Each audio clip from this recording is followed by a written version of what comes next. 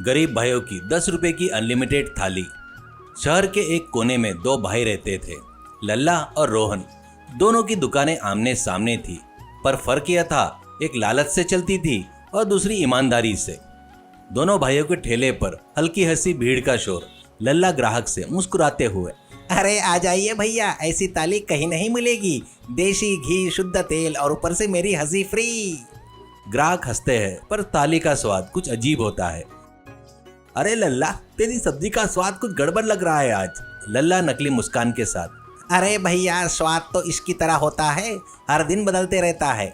ग्राहक मुस्कुराकर चला जाता है। उधर सामने वाले ठेले पर रोहन चुपचाप खाना परोस रहा था। साफ बर्तन, ताजा सब्जी, गरम फुलके। लोग लाइन लगाकर खड़े थे। अरे रोहन भाई, तुम्हारा खाना दिल को छू जाता है, कितना स्वादिष्ट होता है, अरे वाह। भाई, मैं तो इतना जानता हूँ, खाना सस्ता हो सकता है पर स्वाद ईमान से बनता है। हर दिन जैसे जैसे रोहन की दुकान पर भीड़ बढ़ती, लल्ला का दिल जलते जाता था। रात को घर जाकर वो अपनी बीवी शकुंतला से बोला, वो रोहन दिन ब दिन अमीर होता जा रहा है और मैं यहाँ फटे बर्तन रगड़ रहा हूँ। तो कुछ कर लीजिए ना, ऐसे तो वो तुम्हें पीछे छोड़ देगा। सब कहते हैं कि रोहन का खाना सच्चा है और तुम्हारा दिखावा।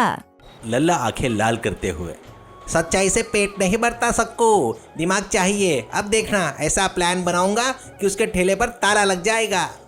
ऐसा सोचकर अगले दिन लल्ला ने कुछ लड़कों को बुलाया। उनको पैसे देकर कहा, जाओ, जाकर रोहन की थाली खाओ, फिर उल्टी करने का नाटक, पेट खराब करने का नाटक करो, मैं बाजू से वीडियो बना लूंगा। वो दो लड़के जाकर रोहन के ठेले पर से थाली खाते हैं। थोड़ी देर बाद में एक लड़के को चक्कर आती है, दूसरा लड़का उल्टी करने लगता है। एक लड़का, अरे मेरे पेट में दर्द हो गया, उल्टी हो रही है, अरे बाप रे, ये क्या हो गया, तुम्हारे खाने में गड़बड़ है, अरे बाप रे। लल्ला जोर से चिल्लाते हुए, मोबाइल रिकॉर्ड करते हुए, अरे देखो देखो लोगो, ये ईमानदार रोहन की सच्चाई, सब खराब खाना बेचता है और आप लोग हो जो इसको ईमानदार बोलते हो और बहुत भरोसा करते हो। देखो अभी क्या हुआ, तुम्हारे साथ भी ऐसा ही हो सकता है। रोहन वो वीडियो सोशल मीडिया पर डाल देता है।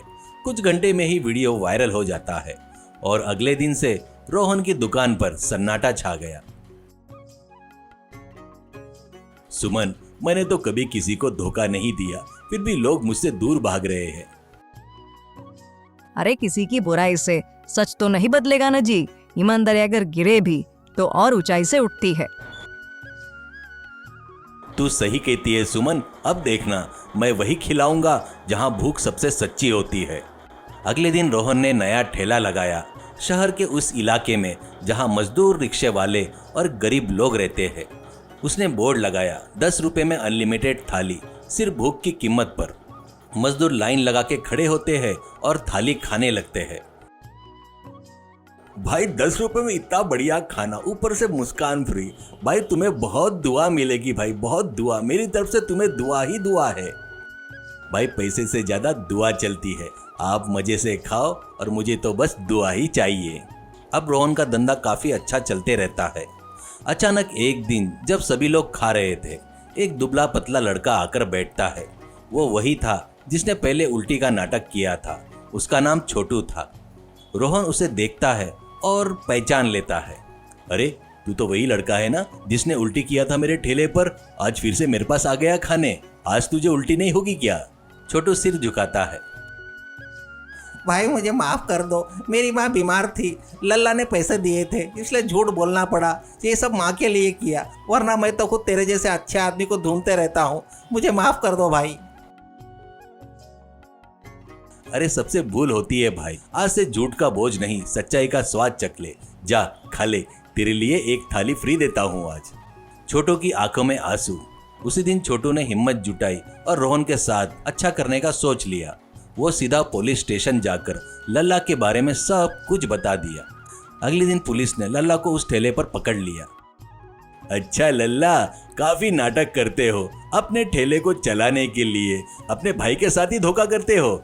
चलो लल्ला, अब थाली नहीं, जेल की दाल रोटी खाओगे। अरे नहीं साहब, मैंने तो कुछ नहीं किया, वो सब मेरी गलती नहीं थी। अरे साहब, मैंने कुछ नहीं किया, मुझे छोड़ दो। फिर बाजू में उसे छोटू दिखाई देता है। अब लल्ला समझ जाता है कि उसकी दाल गलने वाली नहीं है। वो सर झुका लेता है। देख ले इस छोटू को, इसने सब कुछ तेरे बारे में बता दिया जो तूने उस दिन किया था। अब तो तू नहीं बचने वाला लल्ले, चल मेरे साथ पुलिस स्टेशन। अरे रोहन भाई, भगवान तुम्हें खुश रखे, तुमने भूख को इज्जत दी है और बहुत नाम कमाया है बेटा। अरे चाचा, मैं तो बस यही चाहता हूँ कि कोई खाली पेट ना सोए, बाकी सब भगवान की दया है, ये थाली सबके लिए है। मोरल ऑफ द स्टोरी, लालच हमेशा नुकसान देता है और ईमानदारी कभी भूखा नहीं मारती। सच को वक्त लगता है पर झूठ को टिकने की जगह नहीं मिलती। बारिश में 10 रुपए की स्पाइसी चाउमीन, तेज बारिश, सड़कों पर पानी भरा हुआ, एक सब्जी वाला पुराना ठेला किनारे लगा है। राजाराम और उसका बेटा सीताराम चिंता होकर सब्जियां संभाल रहे थे। अरे बेटा, पानी ठेले के नीचे जा रहा है, जल्दी कर वरना सब चला जाएगा। पानी और तेज होता है। अचानक ठेला पलटकर गिर जाता है, सब्जियां पानी में बहने लगती है। पिताजी, ठेला टूट गया, सब खत्म हो गया, अब हमारा क्या होगा? बेटा, ये ठेला तो हमारी रोजी रोटी थी, अब कैसे जिएंगे बेटा, भगवान जाने क्या होगा। दोनों घर लौटते हैं। घर का माहौल उदासी से भरा था। रात में सन्नाटे में सीताराम सोच में डूबता है, फिर उठकर बाहर निकल जाता है। पिताजी, आप चिंता मत करो, मैं कुछ न कुछ रास्ता निकाल लूंगा, मैं थोड़ा बाहर जाकर आता हूँ। वह शहर की गलियों में घूमता है। अचानक एक चाइनीज फूड ठेले से भाप उठती है और ताजा चाउमीन की खुशबू हवा में फैलती है। सीताराम वहीं रुककर वो ठेले को देख रहा था। क्या भाई, खाओगे क्या? स्पाइसी चाउमीन गर्मा गर्म है, एकदम जबरदस्त। नहीं भाई, बस देख रहा था। दरअसल हमारी सब्जी का ठेला था, बारिश में डूब गया, अब समझ में नहीं आ रहा है घर कैसे चलाए। आप ये काफ़ी अच्छा बना रहे हो, क्या आप मुझे भी सिखाओगे? ठेले वाला ध्यान से सुनता है, फिर मुस्कुराकर उसे बुलाता है। देख भाई, ये जो चाउमीन है ना, लोगों को बहुत पसंद आता है। तू सीखना चाहता है तो मैं तुझे सिखा दूंगा। सीताराम के चेहरे पर उम्मीद की हल्की चमक आती है। भाई, अगर आपने मुझे सिखा दिया तो ये मेरी जिंदगी बदल सकती है, आपका बड़ा उपकार होगा। ठेले वाला उसे चाउमीन बनाना सिखाता है। नूडल्स उबालना, सब्जी तलना, मसाले डालना। सीताराम सीखते हुए ध्यान से देखता है। सीताराम सीखकर निकलता है, पर उसके चेहरे पर चिंता रहती है। सीताराम खुद से बुदबुदाते हुए, ठीक है, चाउमीन बनाना तो सीख लिया, पर ठेला और सामान, इतना पैसा कहाँ से लाऊं? हे भगवान, कुछ मदद कर। वो वैसे उदास होकर सड़क पर चल रहा होता है। तभी एक बच्चा गेंद खेलते खेलते बीच सड़क पर आ जाता है। दूर से एक ट्रक तेजी से आ रही थी। अरे हट जा बेटा, ट्रक आ रहा है, हट जा बेटा। पिता दूर था, बच्चा समझ नहीं पाता। ट्रक नजदीक आ जाती है। अचानक सीताराम दौड़ता है और बच्चे को गोद में उठाकर सड़क के उस पार ले जाता है। ट्रक तेजी से निकल जाती है। भाई, आप न होते तो आज मेरा लाल जिंदा नहीं बचता। आप मेरे लिए भगवान हो, ये उपकार मैं कभी नहीं भूल पाऊंगा। वह जेब से पैसे निकालकर सीताराम को देना चाहता था। नहीं भैया, मैं इंसानियत के नाते किया है, इसके लिए मुझे पैसे नहीं चाहिए। ऐसा बोलकर वो उदासी मन से वहां से निकलता है। लड़के का पिता उसे देखकर, जानते हो मैं कौन हूँ? मैं बीएलटी कंपनी का मालिक हूँ। ये पैसे मदद नहीं है, ये एक उपहार समझकर ले लो। अपने सपने पूरे करो भाई, प्लीज मना मत करना, मेरे बेटे के लिए। वो एक मोटी रकम को सीताराम के हाथ में रख देता है। सीताराम हैरान होकर हाथ जोड़ लेता है। सीताराम घर पर आता है और अपने पिताजी को जो हुआ सब बताता है। पिताजी, अब हमारे पास नया ठेला लगाने के लिए पैसे हैं, मैं स्पाइसी चाउमीन बनाऊंगा, देखो अब मेरा चमत्कार। बेटा, चाउमीन तो बड़ा महंगा होता है, हमारे इलाके में मजदूर लोग रहते हैं, कौन खाएगा बेटा, किसी की इतनी हैसियत नहीं है।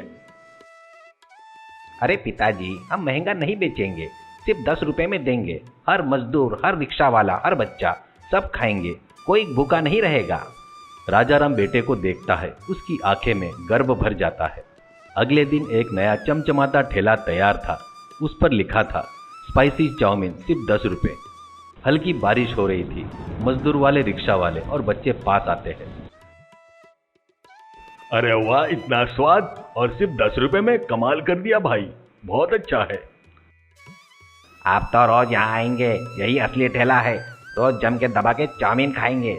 भीड़ बढ़ती है, लोग खुशी से चाउमीन खाते हैं। राजाराम और सीताराम दोनों मिलकर परोसते हैं। राजाराम आंखों में आंसू लेकर बेटे से, बेटा आज तूने मुझे फिर से जिंदा कर दिया, अब हमारी जिंदगी बदल गई। बारिश में भीड़ भाड़ वाला ठेला, खुश पिता और बेटा और 10 रुपए का स्पाइसी चाउमीन से पेट भरते मजदूर। मोरल ऑफ द स्टोरी, सपना चाहे छोटा हो या बड़ा, मेहनत और हौसले से ही पूरा होता है। बारिश मुश्किलें लाती है, लेकिन वह नए रास्ते भी खोल देती है।